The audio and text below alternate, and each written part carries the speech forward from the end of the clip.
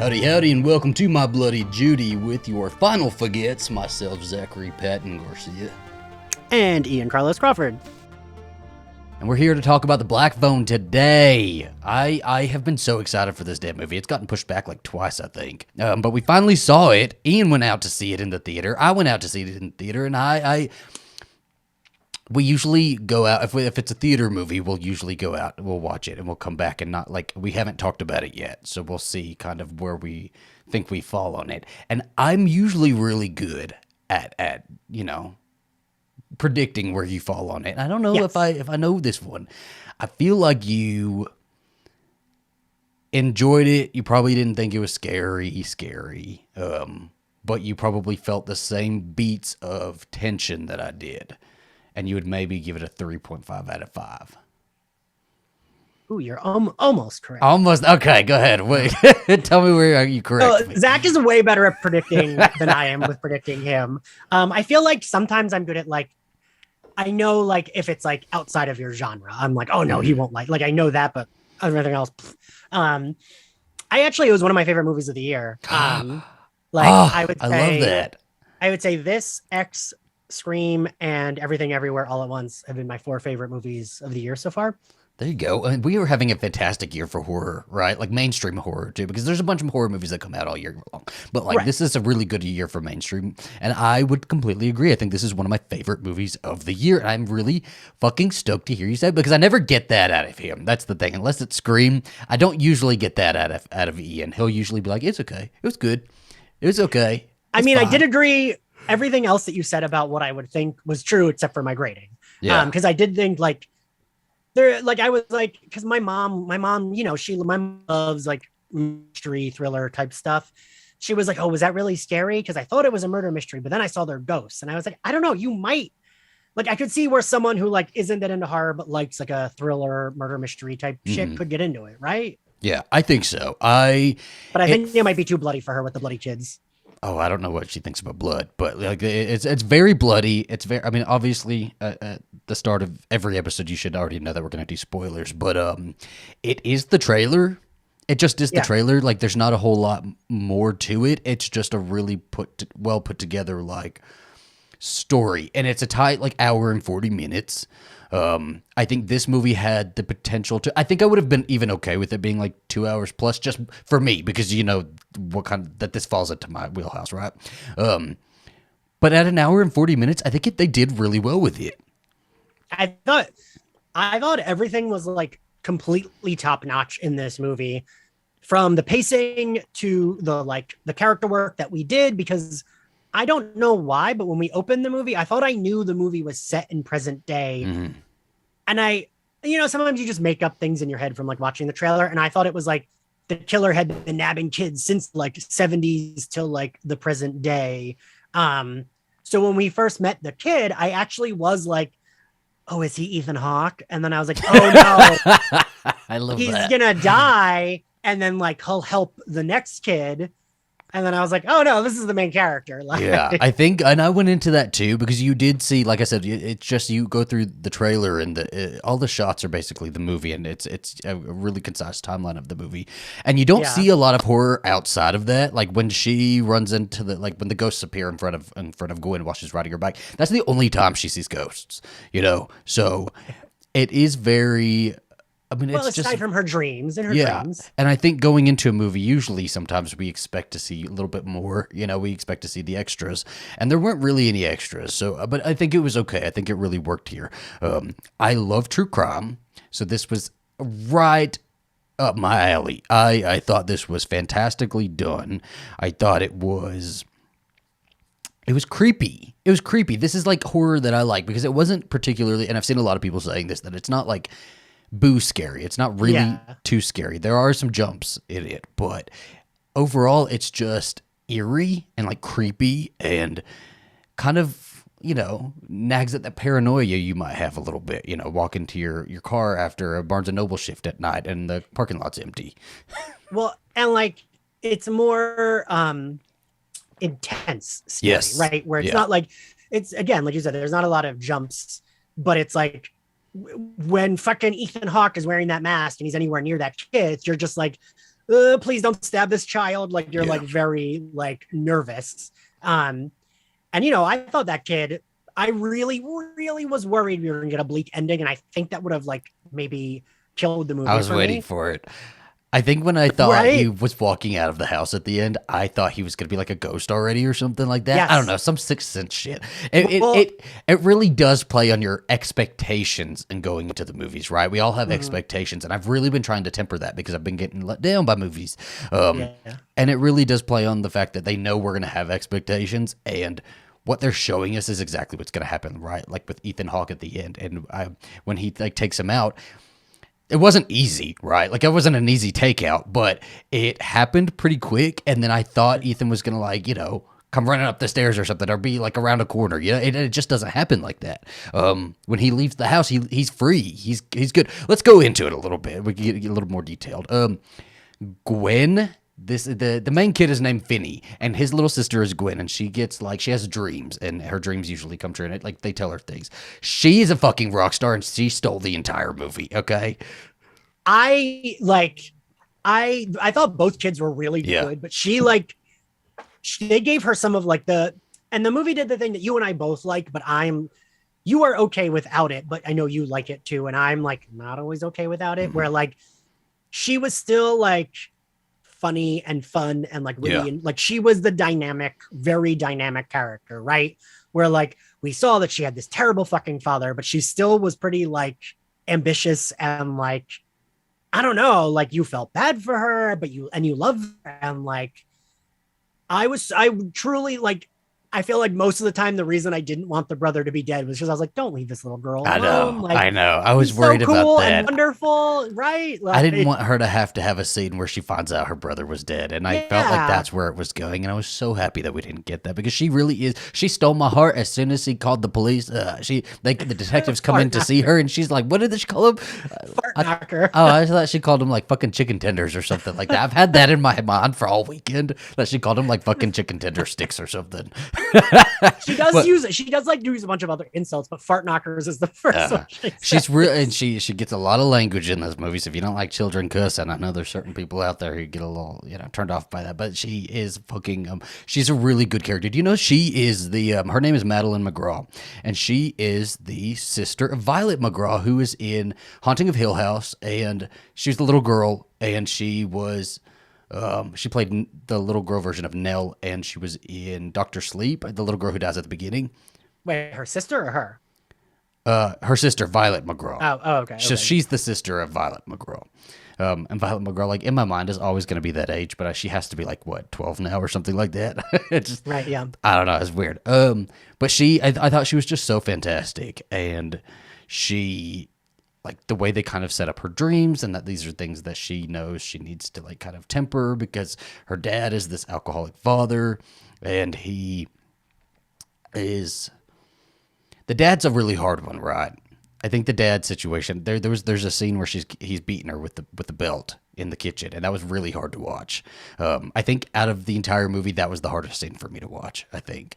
And she does really good like child acting screaming, and you just are like it hurts to watch. Like, but she has this defiance in her where she knows who she is. Like, it's weird that at this age they write this character as a girl who already knows who she is and just understands that she has to temper that around certain people. So around her dad, she has to temper that. But even when he's beating her, she's not like cowering, she just like is defiantly like, it was good. It was so good. And that's like, I feel like that's a character written for you and I. Like, that's like an automatic, like, oh, Ian and Zach will love this like girl who's like, oh, fuck you. Like, you know what I mean? She's a final girl in the making. I feel like we need more of her as she grows up. Right. Like, I just, and I really liked their I thought they had like a very sweet relationship, the brother and sister. In the beginning, I couldn't tell. I was like, oh, is that a girl he has a crush on? Because I just thought it was like she picked him up and they were walking to school. And then I was like, oh, that's his sister. Yeah. But like I really liked that she was like the sassier, like shittier one, and he was kind of like the more like quieter, Little nerdy meeker, one. right? And Yeah. and she, oh my gosh, there's one scene where her, so the brother's name is Finney, when he's like getting his ass kicked at one point in the movie, and she runs up to these like three bullies, With a grabs a rock. rock, and she's like fucking bad. Mind you, how old do you think she was in this? Did they say? Right. She's gotta be like 10, maybe 9. Right. And she like starts beating their asses, and they like kick her in the head, and she, I love the fucking moment where one of the bullies who got hit in the head, he's like bleeding profusely and leaned up against the fence trying to recover. And after she gets kicked in the head, she goes and sits next to him, and they're both just like, Yeah. it's just bananas. It's like so crazy, but it was just really good. And I like I agree with you. I like the brother sister relationship, and we see their closeness, right? It's not like because you usually get the brother sisters like, oh, my Yeah. sister, I don't, but they're really close, and They're like a team, right? they're a little team. They're almost like twins, but a little bit off in age. She's just great. And Ethan Hawke, I was really coming to this movie for Ethan Hawke, and I left just thinking all about Gwen, I thought she was I mean, just but amazing. he's also really good at it. Oh too, yes, though. everybody in this was good. And I didn't think everyone- there was yeah. a single bad person. I do want to talk about Finney for a little bit, because did you got a queer reading from this movie, right? I mean, I didn't know what to think. when I was going to talk about once I realized it was his sister, I was like, oh, is he going to be closeted? Because that felt like gay boy and straight girl like team up. That's what Yeah. that felt to me. So yeah, I definitely, because as I was watching it, I'm like, oh, is he turns into Ethan Hawke. It's gonna be gay. I love that. And That's exactly where your bond was. That this was Ethan Hawke, little Ethan Hawke who turns into a gay serial killer, right? And I was just like, man, don't make it because he's closeted and then he Yeah. becomes a killer. And then I was completely wrong. They just don't try to. I love that they don't try to do anything like that. They don't try to like make it any deeper than it already is. He's a killer. Yeah. Yes, it's just like kids being snatched up on the street, and that's creepy enough, and that's deep enough, right? And we should already recognize that. And that's all they do with it. I love that the supernatural had nothing to do with the kill. Like, I mean, it did, but you know what I mean? The killer had no supernatural. Yes. He was just like a crazed man Mhm. who liked murdering children. So Finney is this young boy who does read as very queer, and he has these bullies who they do some on the nose stuff. Like they call him a faggot. They have another guy come in. What's the other guy's name? I forgot what his name is. Robin.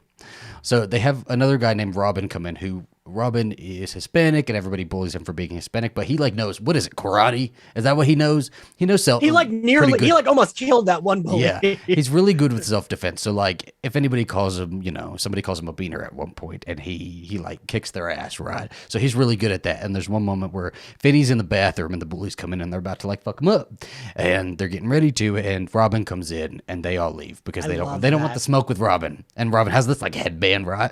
And this is why it was queer for me. As he walks in, they start talking about like he's like, you know, Finney, at some point you need to defend yourself. And then they go into like, well, do you want to come over to my house and help me study? Also, we should go see the Texas Chainsaw Massacre together. I'm like, queer, it's gay. This is gay. I was like, that was another, like for me, I was like, oh, like that's his like secret boyfriend. But I almost like Robin being just like this cool straight guy who's like, don't pick on the gay kid. Like, Yeah. he's cool. It's he's well, it chill. doesn't. So you're gonna probably read into it however your kind of life is right now, right? So like, I'm queer, so like I'm gonna read it. I'm looking for queer stories, so I'm automatically gonna read into it like that. But it's not doing that. Been a lot of conversation about like audiences interpretation lately, but I think this is where it works really well in that it's not necessary to the story to make it go one way or the other. And I think however you want to read into it, it works just fine for the entire audience. Yeah. I was kind of happy that they didn't set them up to be like, these boys who were like kind of, crushing on each other because Robin dies, right? And I would have hated for us to, get the bury your gays thing. I like the thing the movie did really well was make you feel bad, and like you felt, because like you like that kid because he helped our main character, who's just like more reserved, quieter nerd, and he was like a badass, and he was like a fighter, and then he gets fucking killed by it. Like that scene, I was like, I kind of liked the way they filmed his kidnappings. It was almost like dreamlike because it when was he's like very walking quiet. slow mo up to the, oh my gosh, and I didn't expect it. That was one of those moments that I didn't expect, right? And probably should have, but it just, I figured they had the kid at the beginning go missing, and then Vinny was going to be the next one, right? Or he was going to be Ethan Hawke, you know, however you wanted to read it.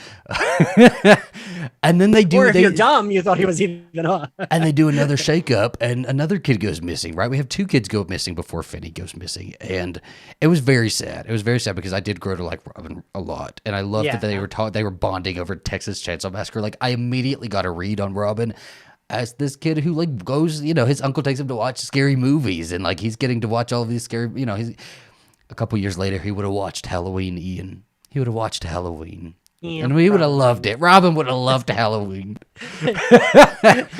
But he doesn't. So he goes missing. There's Finney's into another girl. I think this is the part that could have been cut out. It's like he's into another girl and he's kind of like crushing on her, and they have like weird little moments there, but like I'm like, I think this is the part where we didn't. Because even like at the end, it's like cute because okay, he goes to sit with her, but she's just like, "Hey, Finney," and it's like, "All right," like she just never plays into the story. And I think if she played into the story at one point, maybe like Gwen went up to her or something like that, it would have made more sense for her to even be there. But I just didn't understand why she was there. I liked the moment where like they tell everybody to partner up, and we've all had that moment, right, where we don't know who to partner with, and we feel like we don't, you know, have the friend to ask to be a partner, or we're too shy to like speak up. And I love that they showed that, right? And then the girl came up and partnered up with him. I just liked how they painted Finney overall as this meeker kid who was a little bit scared of life, a little bit, and then he has to go through this like the very final girl like transformation. It really, you know? Right? It really is. And the thing that they did well, which you and I both always love in horror, is like they took their time setting up. Like we didn't rush right into, you know, like the first kid is kidnapped right away, but Finney is not, right? Yeah. He's going through, you know, this like awful abusive dad and like going like he has the bullies, and like I really appreciate a quieter setup. Yeah. While like, you know, it's still happening because there's like the grabber's still like killing fucking kids like around the area. But it's more happening peripherally till it's Robin and then till it's him. Yeah. But like, I really like that we took our time, you know, and like you said, it's not even that long, the movie, but we did like set up him and his sister pretty well before we got to like the action. And I gotta say, when he fucking grabs him, that was real. Like that was scary. Like, right? When and it was like, exactly the trailer, so we should have expected it. Like, it happens exactly like it goes in the trailer. But like to see it, like as soon as he comes out, he has the balloons, and like Finn figures it out just like a second too late when he's like, "Wait, are these black balloons?" And then he's like, got him in his spray. What the fuck is he spraying on his face? It had to have been like, I figured like chloroform in some sort of like hairspray format or something. I don't know how I don't kidnap people, guys. I don't know how this goes. Okay, we love horror movies. We're not into like committing the acts. But like it goes in his eyes and his mouth. But it does happen like a second too soon, like that he figures it out. Because I did expect a couple more beats where he sees the balloons, he realizes what's happening, he turns, maybe tries to get away, and there's like a little bit more. Again, they're just playing with your expectations, but it happens like boom, boom, boom, and he's fucking like in the car, right? Yeah. And I like the point that you make, like everything's happening really peripherally, in that if you really look at it, it's like getting closer and closer to him as the movie goes on. Like it's at a distance. He like met somebody at the beginning who gets grabbed, but then like his friend gets grabbed, and so like that hits him a little closer to home, and it just like gets closer and closer until it is him. And I was fucking scared for this kid when he got grabbed and like got stuck into the basement. Let's talk about Ethan Hawke, because Ethan Hawke really is the name star of this movie. Right. Well, yeah, and like, oh, sorry, go ahead. No, go ahead. He did a very good job of playing the like. I was just constantly worried he was gonna flip out and like the kid. Like eventually it was like, oh, this kid who's there till the end, but like, I guess I'll like stab him a few times or do like terrible things to him. And I was worried literally every time he went down in that basement. I was like, oh, is he gonna hit this kid? Is he gonna hit him? Like I was like worried because he did a really good job, which is saying a lot because he was wearing a fucking mask on his face for the entire movie. Yeah. But like the unhingedness, you felt it, where he's like talking very evenly to him and like, I won't do anything you don't want me to do. And like, he's lying. And like, he's saying it all in like youth pastor voice, but you know Oh he's my like God, ready it to is youth murder. pastor voice. He like heightens it because when he talks to his brother, he's talking in a very normal tone, right? And then he like Uh-huh. heightens his voice, like talking like that, you know. It's Yeah. very much like we didn't see him wear like the pedophile glasses of the '80s, did we? No. That they do in every movie. Well, it's very much that voice that you always see in those movies. Hmm. Oh my God, he does do youth pastor voice. That's crazy. I don't trust those voices, so I know That them is well. weird. That's creepier. That's even creepier. Well, He, so I was yeah, afraid that this is like I was afraid that he was gonna hurt the kid, but then there was a point when I was like, oh no, is he gonna rape this child? Because I really won't like that. And I was like yeah, really worried that because like when one of the ghosts is like, oh, you play naughty boy and he punishes you, then it's his favorite. yeah. And I was like, I can't tell if they're saying like then he kills you because it's like he plays a game, so he can't kill them yet. And then I was like, what the fuck? Oh god. And I was like, Yeah. oh, like I don't want to like get to that. And I think this just keeps coming back to our expectations, right? Because we're Yeah. so like, we're kind of like, you know, dirtied up a little bit from some of our past experiences in horror. But I think this knows exactly what it is, and it knows that a child being kidnapped already is Yeah. bad enough, right? We don't even get a whole lot of Ethan Hawke. We don't get a lot of backstory. We don't get. I was surprised we got the brother because the brother said a lot. It added a lot to Ethan Hawke's whole backstory because we didn't even get a name for the grabber, did we? Did we? I don't remember. I don't think so. I don't think so. You posted on Twitter today saying we were going to be recording for this, and Final Gay on Twitter said, you said, what'd y'all think of it? And he said, it was good, kept me entertained the whole time, but I was kind of expecting a bit more. Like, I feel like I needed more of the grabber, but also less is more sometimes. Like, he's scary, and maybe that's why. Yeah. What did you think of that? Because I've seen that a lot, that they wanted, people were expecting more of the grabber. And again, it's just pretty much as we got in the trailer. Yeah. I mean, at the end when he says, "But maybe less is more," that's what I think. I'm always, I mean, I say this in my favorite horror franchise is Scream, but I'm always sold on like for the person, like less is always more. Do you remember that movie? God, I forget which blonde woman it stars. Maybe Elizabeth Banks. That's crazy. That's a crazy. I don't understand nothing you just said. The blonde woman in a movie. Guys, leave it down below. What movie is this? So I think it's called like Mommy or Mom or Mama. And it's like she has like twins and they're adopted. It's Mama and it's Jessica Chastain. Ah, yes. Yeah. Because in that movie, I thought it was scary because we kept seeing the mom entity was like a crazy, like shrouded shadow with like a cloak. And it looked really scary. There's like a scene where she's like folding laundry and you only see it behind a love seat, like coming out from like behind it to the closet.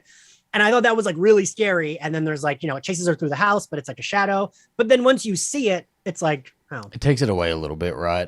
And I think with Ethan Hawke, I do think the less is more approach really worked because he gives us these little keywords or these key phrases where he talks to him and says, you know, we hear about the bad boy or we hear about, there was a few times he referenced being down there himself as a child and like interacting with that phone before, right? And sometimes he hears the ring of the phone and isn't sure if somebody else hears it too, right? But they don't give us any more than that. And I think that works so well because we're just, you know, we're applying our own story to it, you know, and it just makes it so much creepier that like we can't get a read on this guy. And what makes it amplifies that is that his mask changes. His mask changed a couple times. I'm blind too. I'm blind. I don't have contacts. I didn't see this with contacts in. And I could still see his mask changing. And I was like, I don't know who this man is. I never seen The this man sad before. face one was like the creepiest Crazy. one, Oh my God. It was weird. And so I think it just like confuses you and like shakes, it puts you in a bottle and shakes you up a bunch and you just don't know really how to take him. I was fully expecting do you think sexual assault was implied? Or do you think he did Like- that at all? like with the other kids that he killed. Yeah. I think so. Because I think some of the positioning reads it that way. Like when he's upstairs and his shirt is kind of open and he's like sleeping. By the way, Ethan Hawke looks very nice. But from a horror movie perspective, you know, it's very eerie. And Also, the movie was really well shot because those scenes looked so good when it's like panning to him in the kitchen, the way it was lit. Like it looked really great, right? Yeah, and I love that it's a normal house. I have a huge hang up. I've spoken about it. I've had a huge hang up when the poor house is like, Right. Sidney Prescott's house. Just taking the school bus. But like these are normal houses in normal suburbia, and I loved that there are no sidewalks on it makes no sense to nobody else, but like there's no sidewalks on the street. I just think the entire design of the entire movie was really good and really relatable. And I will say I had trouble figuring out. The only thing I had trouble with was like where I know that he soundproofed the basement, but I was like, but where is relation to his brother, that the brother is actively trying to find out the killer, granted while doing a bunch of coke, but like still you can still hear, and like it felt like he would have been more edgy about finding out, like, my brother keeps going in that fucking basement. That's weird. Or there is this like bike lock on our front door. That's weird. God, but can we talk about that for a second? Like the whole brother thing was fucking crazy because Finney immediately pinpoints, well, you're being weird because somebody's upstairs, isn't there? And he knows it, but the grabber's still telling him nobody's upstairs. Go ahead and scream. Do it. Do it. I dare you. Yeah. Right? And I wonder if Finney had like screamed his lungs off. Right. Then would somebody have heard him? But like, it was like a psychological game, and I think it just, oh my God, like it's so good. And it's all this subtlety that makes it really, really work, right? They're not really like hitting you over the head with anything. Well, and like when the grabber is like, I have to go out of town, like things aren't going well, I kept waiting for a moment when like maybe he would run into the little girl, because like his day job was like, he's a manager of a supermarket or some shit. Yeah. But I kind of like that wasn't explained, because it was like, I just assumed it's like, oh, he has this day job that really interfered the way like you and I, it's like, oh, our day jobs interfere with us. Well, it interferes with me recording. And it's like his day job interfered with him, murdering children. He's got a busy schedule. There's a lot of true crime cases where somebody will grab, even a child, and they will have to like, they usually have an MO, right? And they usually do things the same way with every child that they kidnap, especially if they're a serial killer. And there's always, in every documentary or podcast or anything I've ever heard, there's always usually a point where they have to handle one of them a little bit differently because something goes wrong, like somebody comes to visit or like, and that this is like reads very, very true to me. Have you ever heard of Johnny Gosh? Mm-mm. This reminded me a lot of Johnny Gosh. So Johnny Gosh was, I think it was like 80, 81, 82. He was a kid who went out, and he was like a paper boy. So he went out on his paper boy route. And he had his wagon, he had his dog with him, a bunch of papers, and everybody started calling his house and saying, hey, our paper's not here. Johnny didn't show up with our paper, and like that didn't happen. And so the dad goes out looking for him and finds the wagon just like sitting there on the sidewalk, and the dog's like kind of running around, and like Johnny's just nowhere to be found, and he was never found. And it just reads as very like, this movie reminded me a lot of that. One of the kids even had a flashback that's that. Yes. That's exactly what I thought of when it had to have been inspired by things like this. Yeah. And it just makes it scarier than any kind of, they could have come up with some sort of creature feature, or, I think that was even scarier than, the dead kids showing up on screen, you know, like there was a couple times the dead kids were like a jump, right? But not like, and I think the movie knows that they're playing on like your psyche, and God, it just fucking worked for me. And I do think this was one of my favorite movies of the year. And I will say that, so the thing I did notice, and I'm not that observant, the moment the cops went in that house, I was like, fuck, it's empty. Like I noticed when they were in the living room, and I was like, he's been dead. Oh no, he's like been dead. This is like two different timelines, because it's like the sisters in the present day, and he died like last year, is what I was thinking. Cause like, and especially when they got to that basement, I was like, oh, he's gonna get out, and like, I thought he was gonna like get to the front door and die, is what I thought, because we kept going back and forth. I figured out that it was two houses when the brother first answers the door and like leads the cops in and like shows them all his investigative work, because they were showing, there was one panel of brick on the side of the door that you could see, but they weren't panning out. They weren't zooming out. And she had already seen in her dream the house by now, and the tree. There's a very specific tree and I feel like they would have shown like a wider shot of the house, right? But they didn't show that. They only showed that one sliver of brick. So I'm like, this is a different house, but they're misleading us. But when they did go into the house, I absolutely thought the same thing that you did. I'm like, fuck, this is like a whole. And then he starts walking out of the front door, and I'm like, he's dead. He's a ghost.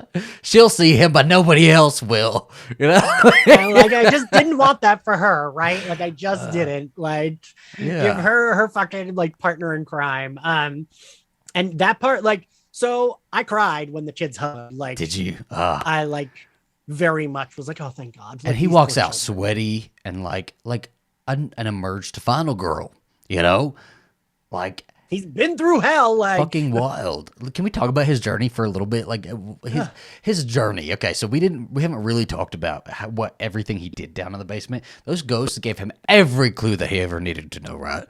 I did have like the ghosts like knew, but they didn't know everything. Like I kind of like that. Because for a minute I was like, why the fuck are they all giving him different ways to escape that aren't working? And it's because it was a shit that they had tried that they had failed, right? And so like they don't know everything else. But I don't know. I am, oh God, when his hand is in the grate, that's like I thought his wrist was gonna break.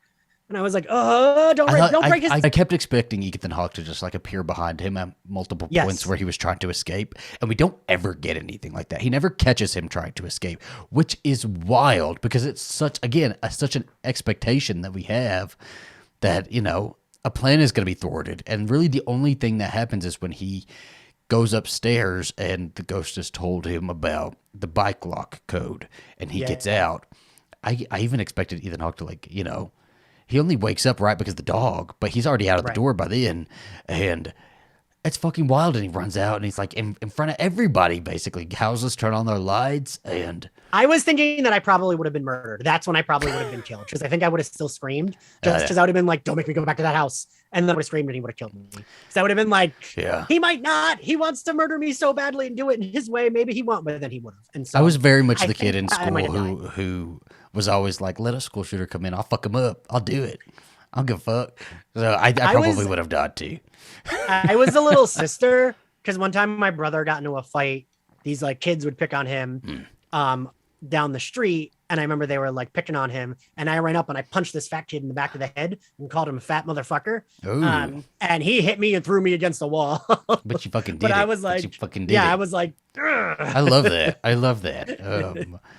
But so Finney he like tries a whole bunch of things in this basement. There's a bike lock code written on the wall. There's a spot, and I didn't really understand the spot on the floor. So he was supposed to dig himself out, right? And he just like didn't have time to do that. Was that what's happening?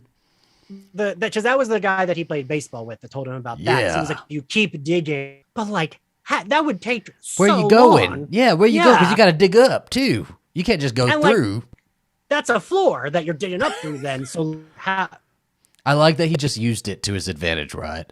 Right. And then he used everything, right? And it was so sad whenever he would get on the phone and they don't remember their own names, you know, and they're forgetting their own names. The other time I cried was when Robin was teaching him how to fight. I was like, wait, I love this. Like, this is so weirdly touching, but sad. Like his one friend who like defended him in school against all these bullies is like, I'm going to teach you how to defend yourself against this motherfucker. And like, he did. And like, he used it. He told him to pack the phone. It was not the right decision there, though. Let me say why, right? He had the top of a toilet that he could have used. That is a hard fucking thing. You could have like smashed that over his head. But I guess it's harder to punch, right? Like it was like punching and it's like, just, I don't know. It worked out. Robin let him escape, right? And he ended up using the hole in the floor to like get him, and like I just kept expecting something else to happen, like when because Ethan Hawke goes down pretty easily.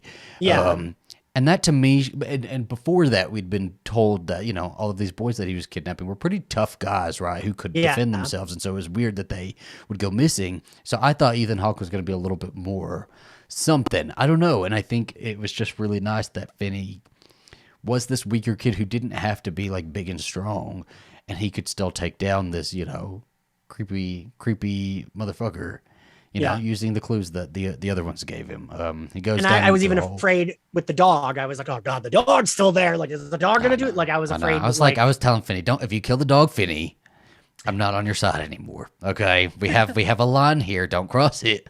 The kid and I was like, that's when I was like, get the fucking toilet seat, smash that dog to pieces. No, and he did the right thing. See, this is why Ian is the villain and Finney is the hero. Because Finney went and got the piece of meat and threw it in the corner. That dog had nothing to do with any of this.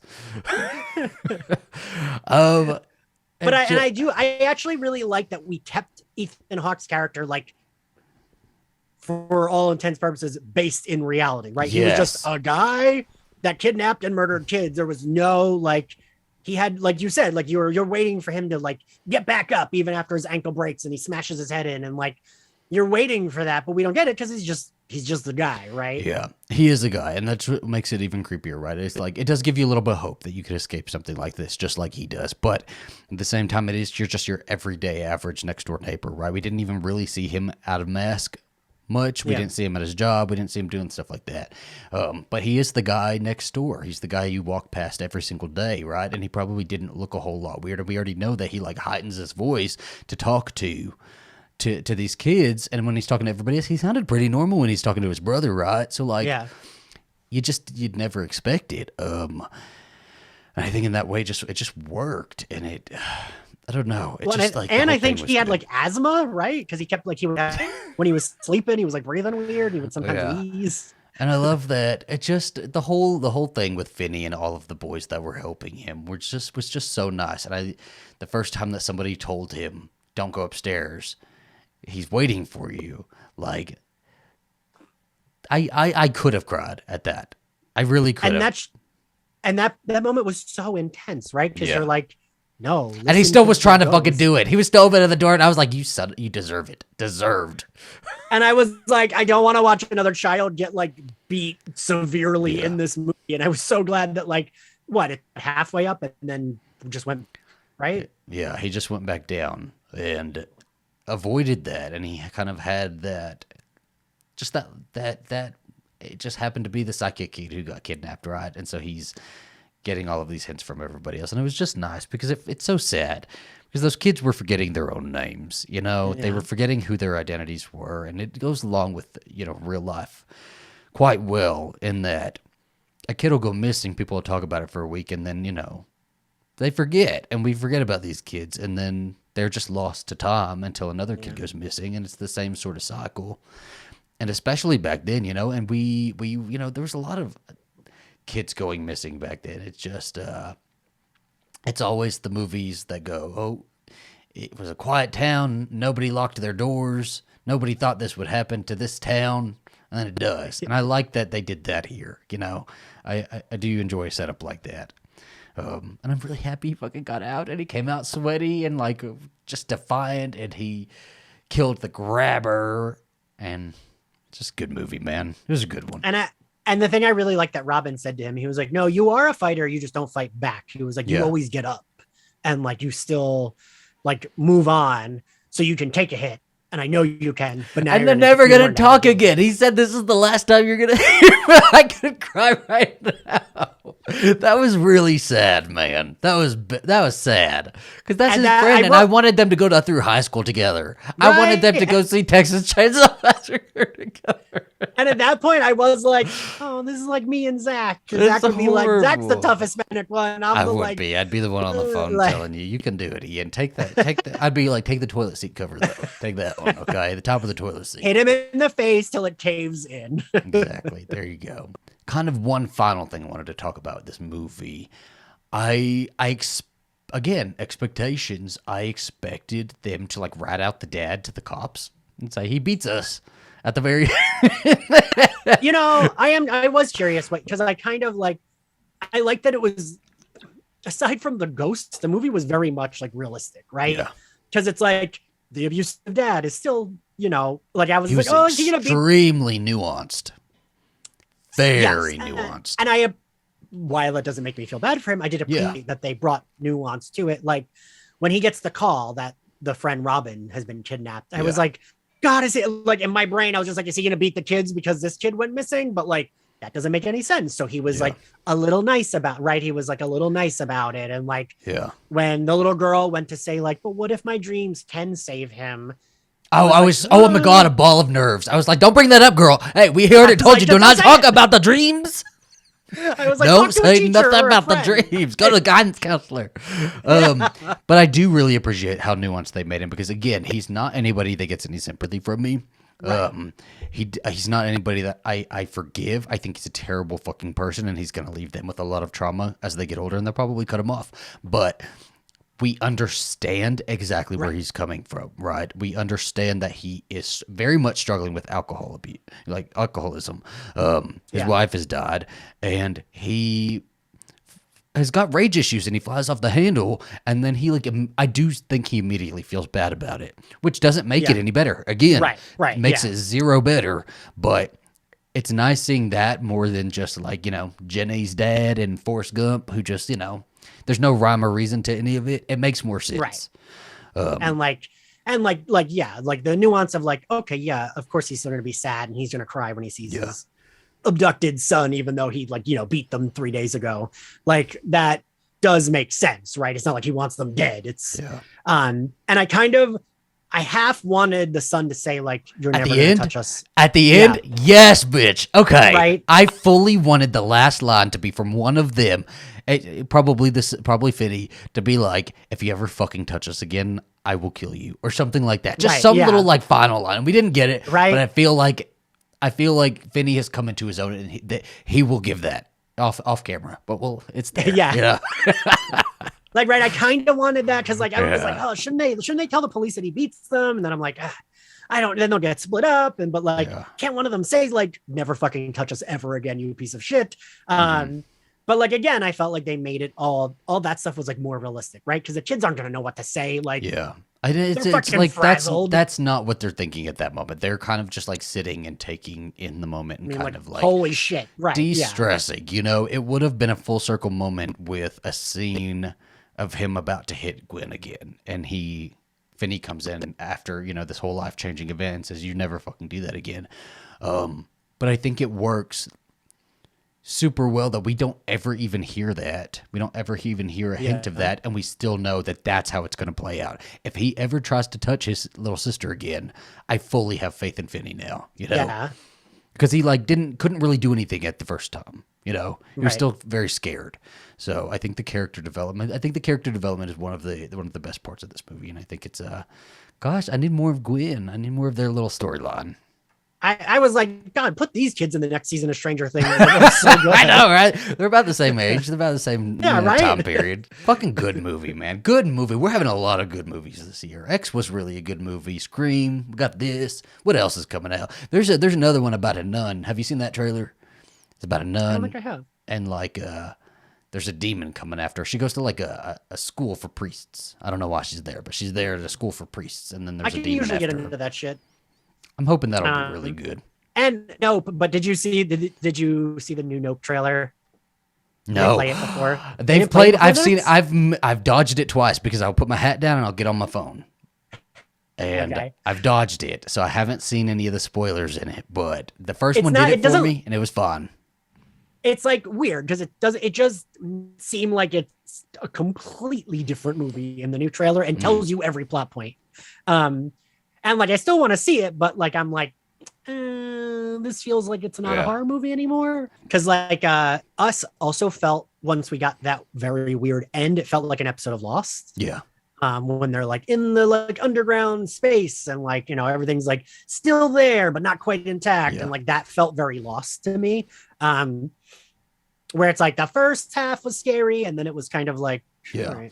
Well, and I feel like those movies really rely on you not knowing enough, right? Yeah.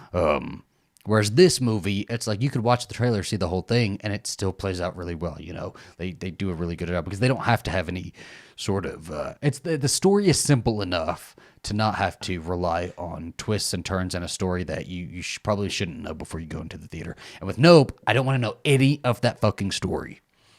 So that's what I was thinking, because did you see Everything Everywhere All at Once? Mm-hmm. This and Everything Everywhere All at Once, 2 of my 4 favorite movies of the year. Both, like, if you describe the plot in like very basic terms, I would be like, but then like it's the execution that does it. I think. And like for me, I love a movie where I can see like that's kind of where I'm thinking Nope will be, because like even though like I said, I think of Jordan Peele's movies like they seem more psychological thriller. Yeah. I still like them and they're enjoyable. So like even though Nope in the newest trailer does give you the whole fucking plot, I feel about that I did about like those movies where it's like, okay, well,